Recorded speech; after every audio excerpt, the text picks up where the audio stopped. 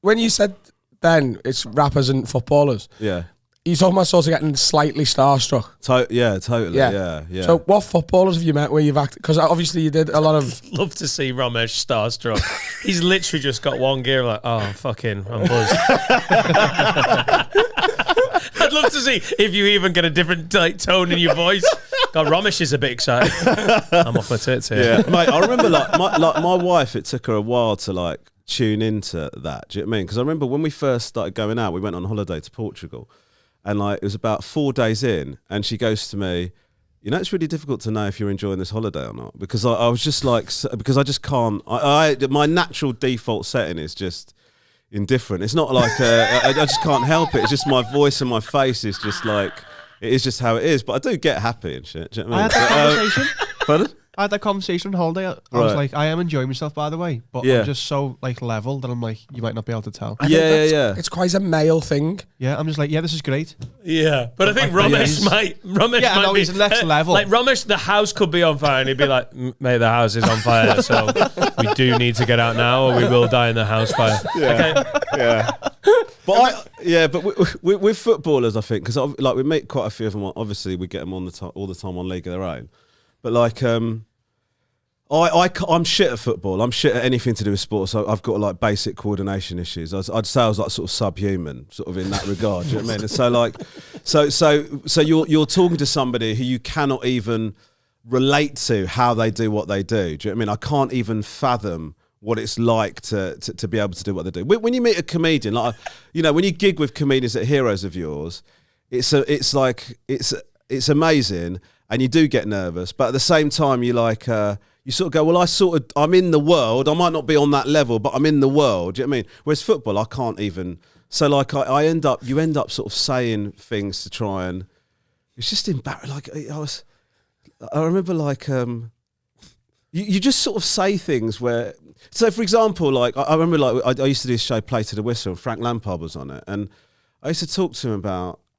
You talk to him about football shit, and then you go, "What the fuck are you doing?" Do you know what I mean? Like you go, sometimes I wish you just like pump it down the wing. And you go, "What are you saying this? What are you saying this to Frank Lampard?" Do you know what I mean? Like, what are you fucking talking about? Do you know what I mean? On the train back, we got the Eurostar back from Paris yesterday, and on a very smaller scale than that, it was me, Alfie, me mate Josh, and sat on a table of 4, and there's another guy on the table, and he obviously knew absolutely nothing about football. Right, so when I'm of the opinion, if you know absolutely nothing about something, just don't try to sound like you do to people who do know, because so he goes, "Oh, you've been in the game, eh?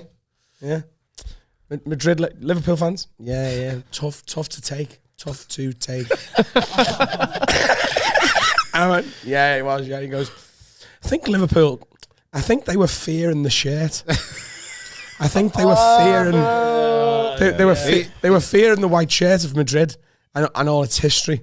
And I feel like if Liverpool had just gone, do you know what? No, we're not going to be fearful. You'd have won that. If only Jurgen had said. Yeah, I wish someone had thought of that. Guys, stop fearing the shirt. Fucking yes, you're absolutely right. It's like the scales have fallen from my eyes. He's definitely heard that as well. Do you know what I mean? Like, that's not a real opinion. Like, that's when people just repeat things. That they assemble bits that they've heard and form like an opinion from that, don't they? Honestly, like, I was so angry, but obviously you can't just get angry with him. Yeah. And be like, you're a fucking idiot. So you just have to sit there and be like, yeah, of course, yeah. And then he goes, I think what Liverpool needs to do this summer, you know, the transfer window's opening up again. Like, I don't know if you knew that. Transfer window's opening up again. I think Liverpool need a big man. Like, like, honestly, he goes, Liverpool, you know, they put a lot of crosses in, and I'm always thinking, if they had a big man, they'd be scoring a lot more goals here. John Carew, get him in. But at that point, I'd lost me tether a bit. So I went, I think what you're doing there, mate, is showing a fundamental misunderstanding of why Liverpool crossed the ball so much. I can't believe you bit. It would be great if you went, Yeah. He just went home and he went, I fucking got one today. At first, he was pretty chilled out, and I just thought, let me just keep. And then I pulled out Big Man.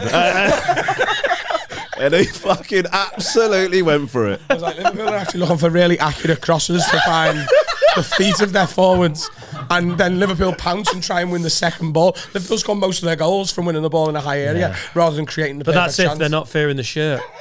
You know, all of that makes sense until you've got fear. I hated them. Yeah. Like I really. Don't talk football to a footballer. Yeah. Also, probably don't talk comedy to us. Innit? When people are like, let's talk about comedy. I'm just like, Is he a footballer though? what? He said, don't talk football to a footballer. Yeah, I was just trying to move back to Oh, what we sorry. were You talking was doing a about. segue, weren't you? Carl's really enjoying Adam's story. Like, keep going, Adam. What else happened on the train? He's such a good best friend. Listen to him.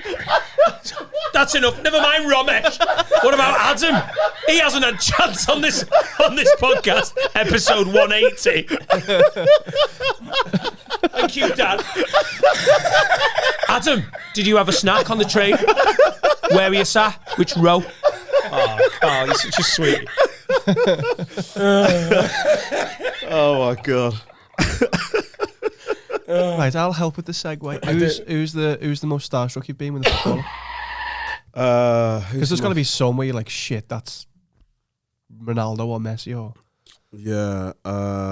Did you have biscuits, Adam, or did you have shortbread? Sorry, Yeah, this is bad actually because you put some pressure on me. I've got no good answer. You're an Arsenal fan, aren't you? Isn't it like I am an Arsenal fan, but I've met when I met Thierry Henry. Thierry Henry, It was Where did you meet Thierry? It was. Do you know? Well, actually, do you know what? I tell you, the one that was madder than Thierry Henry was Ian Wright, right? So like, because I loved Ian Wright, absolutely loved Ian Wright growing up, right? And I think he's fucking great value as well. He's such a top bloke. But like, what happened was that I hadn't I was just obsessed with him like growing up as an Arsenal fan. And my dad was like a huge obsessed with him, right? And I was supporting Kevin Bridges in Manchester, and that tour. Bridges and like that tour was like really messy. Like we would doing the shows and then we were getting on it like till really like 4 or 5 o'clock in the morning, and then starting to feel just about all right for the time the next show was rolling around. It was like unsurvivable for much longer, really. But like we Adam's there. Yeah, right. Yeah. No, I've seen you're properly getting on it, haven't you? Yeah, I've seen that. Yeah. But like, I actually, sorry to interrupt you. Do you want to know? I actually remember we gigged together when you were doing that. Carl's well happy now. Absolutely delighted. Thank God. Shut up, Romesh. Jesus Christ. This fucking Ian Wright story. Wind it up. Go on, Adam. Please do not forget that story. We gigged together when you were doing that tour with him in outside the box in Kingston, like south east or southwest London. Yeah. And you'd opened for Kevin Bridges at the Apollo, and you were closing this 23-person gig in a fucking cupboard in Kingston. I don't normally MC, but they'd asked me to MC it, so I'm still here. He turns on me, I was like, because they went, oh, Romesh he's doubling. I don't think that's an equal double, is it? Like, he's opening for Kevin Bridges at the Apollo, and he come in and he went, how is it? And I went, fine.